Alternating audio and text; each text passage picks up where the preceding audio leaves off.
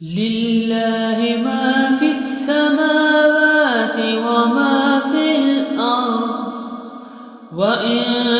تبدوا ما في أنفسكم أو تخفوه يحاسبكم به الله فيغفر لمن يشاء ويعذب من يشاء والله على كل شيء قدير. آمن الرسول بما أنزل إليه من ربه والمؤمنون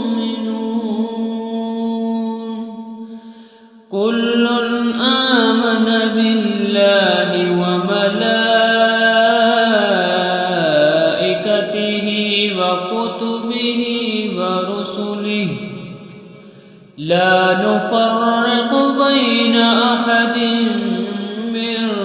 رسله وقالوا سمعنا وأطعنا غفرانك ربنا وإليك المصير. لا يكلف الله نفسا إلا وسعها لها ما كسبت وعليها ما اكتسبت ربنا لا تؤاخذنا إن نسينا أو أخطأنا